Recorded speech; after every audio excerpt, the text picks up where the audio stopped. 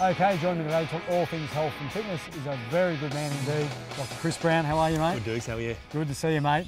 Just put you for a workout, mate. How you feeling? Yeah, I'm feeling it. It's look, I'm struggling for time at the moment with workouts. So those little burns are kind of what I'm trying to do a bit more of, just to get the heart rate up and I guess maximise the time I've got. Were you surprised just 10 minutes you could get a good workout in? Absolutely. Like normally for cardio, I go for a run or a swim, but those bits where you feel like I'm still recovering now. But you were saying before, you kind of recover for sometimes days after. Yeah. And did you find, surprisingly you didn't need any equipment, just your body weight was a good thing? That's it, and often those sort of things are very useful for me with all the travel I do. I often find myself in hotel rooms, and the gym might be really useless in the hotel, and you just got yourself and a bit of carpet, and that's it. So that sort of workout is something I could really do. There's a big chance for most people is finding the time, but you just seen 10 minutes was a pretty good amount of time. Didn't want any more. Yeah, and you want to. I reckon you want to feel like you've done something. Yeah. Like, there's no point sort of exercising and feel like you could go for another hour. You want to feel like you've reached your limit, and that certainly did it. And mate, how has your philosophy around exercise changed recently? I think I'm really not lifting the heavy weights that I used to. It used to be about sort of getting to the gym and proving that you're the big guy and trying to lift as much as I possibly could. But over time, my shoulders are sort of started to give me pain, knees and toes, and so I tried to shift it around and do a little bit more body weight stuff like we did before. Lighter weights, higher reps, and try to get a bit of a result that way. Yeah, it's funny, when you're 30, it's about what you look like. Coming towards 40, it's how you feel. Yeah, and I've been doing a bit more foundation training just to help with, I'm on planes a lot, which tends to round my shoulders, so all that getting the shoulders back and improving the posture. So tell us about that. Well, it's sort of... You've been training with Johnny Gannon, who trains a lot of the pro surfers, and it's about sort of just like lengthening your core and your back and glutes and hammies, and just trying to, I guess, stretch out that posterior chain and lengthen your posture and lengthen your whole body and just get the benefits that way. Well, it's interesting, as you age, I suppose, muscles, when you do weights, make you shorter and stronger, but as we age, you want to get longer and stronger. It's a different way of thinking, but I think you seemingly get the same results. Yeah, same results. And, going into the jungle for another season, mate, obviously not great access to a gym, so how do you adapt to being fit when you're away in that? I think just naturally walking around that sort of heat makes you fit. But, again, just those sort of body weight workouts. Yeah. For sort of 20 minutes, half an hour. It's too hot to do anymore. Yeah. I usually find that's enough. That's enough. And do you find it's good for your mental state as well, doing exercise? I think it just freshens you up. Yeah, it just makes you just a bit more mentally alert. Okay, mate, staying fit in the jungle is obviously a challenge for you. It is. I mean, there's not much gym equipment around out there, and it's hot and it's humid, and the days are long. So I find if I get home from the show about 5 o'clock in the afternoon, I've got to go straight into training. If I stop and have a rest, it just doesn't happen. So I do sort of half an hour, short, sharp, a lot of your own body weight stuff, bit of cardio, clears the head, and that way I can eat and go to bed. And mate, for you just touched upon it, a lot of people can make excuses not to exercise. What's your tip there? I think just the moment you start it, it's always fine, isn't it? It's just that it's starting. So I find that I can always convince myself to do sit-ups because they're not intense. They're not the pain of like a whole lot of burpees or push-ups. So I find if I start off with a bit of core stuff. I do that for a few minutes, and then the blood starts flowing. Then I feel better, and then I can go into the harder stuff. I bargain with myself. Put music on as well. Just training without music is hard to sort of get that extra little pep in your step, and I just do these little bargaining things with myself where I agree to do something if I give a little bit in return. And what music, mate, do you go to? A bit of Foo Fighters, that always works well. Just something, it's got to have a bit of a go about it. Yeah. And mate, food-wise, a challenge also when you're travelling as much as you do. What's your go-to there when you're travelling?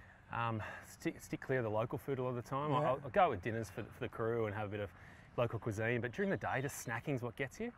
So I usually take some protein balls or some of your gear, and just those little protein-rich snacks are usually the way to go. Protein bars or a shake or something. Or a smoothie. Just a shake, just something that gets the calories in that I need, nothing too crazy, and a bit of protein. I find if I really hammer the carbs, I just go to sleep.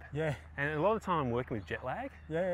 So if I have too big a meal, I just fall asleep and I can't work in the afternoon. And mate, sucking on a protein shake now, obviously, what's your favourite thing to add in a protein shake apart from man shake? What would you put in your protein shake? Yeah, like I usually throw an egg in there, banana, berries, just to get the sort of low GI sugars in there. A little bit of milk or almond milk or soy, whatever it is, just to sort of help it go down. And Yeah, just mix it up. Mix it up. Try to have something a bit local if I'm overseas, and just so you feel like you're experiencing something. And mate, is there any food you wouldn't eat? Most of the thing we serve to the celebrities in the jungle, I think. Ostrich anus or bush pig testicle, those sort of things I generally draw the line at. So what are you thinking when they're eating that? You're like, I'm glad it's not me. Problem is, as a vet, I kind of know too much about the anatomy, so I'm sitting there going, oh, that liver, what would that have digested? Or that the testicles, I'm sitting there going, I know exactly what's still inside those testicles, or the ostrich anus. So like, you can only wash that thing so many times before they eat it. There's still going to be something in there, isn't there? And mate, obviously you've seen these guys endure, I suppose, a lot of suffering in the jungle. Has it taught you also about the lack of food? Yeah. Much about not eating as much? It's an interesting thing. I'm 6'5", 100 kilos. I love my food, and when it comes to dinner time, I'll just eat whatever I can find and then go for seconds. Yeah. But what it's taught me is that you can survive and actually maintain your body condition on a quarter of what you think you have to eat. Yeah. And so these guys do it and look great after it. And I find that if I reduce my food intake, I sleep so much better, wake up feeling really fresh and feeling really alert. Yeah. So a tip there is obviously don't eat too big a meal late at night. Yeah, and just believe you can actually survive and can keep condition on a lot less calories. Yeah, so people probably eat out of habit more so than...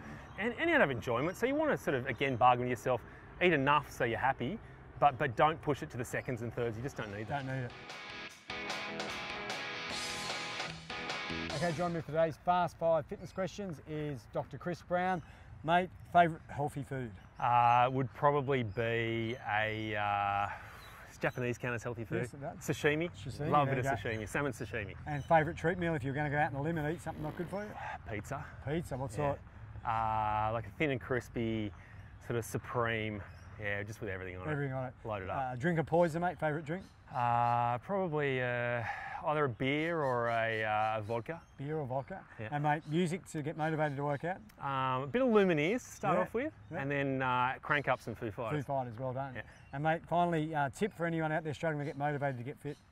I think just start off with something that you're comfortable with. Yeah. And I think if you can do anything for say two days straight, the third day is always so much easier. You get into that rhythm and routine, and I think you start to miss that feeling. Yeah. And I find when I'm traveling, if I don't do anything for a couple of days, starting again is always hard. But the moment you do, it clears the head, clears the jet lag, and away you go. And I can't function really at my potential unless I've had some exercise and good food.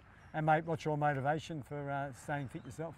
Just a healthy mind, I think. Yeah. It's as much my mind as it is my body. I just feel happier as a person. I feel like I'm a better person, better version of myself if I'm exercising and getting outside and fresh air and just appreciating. We live in such a great place.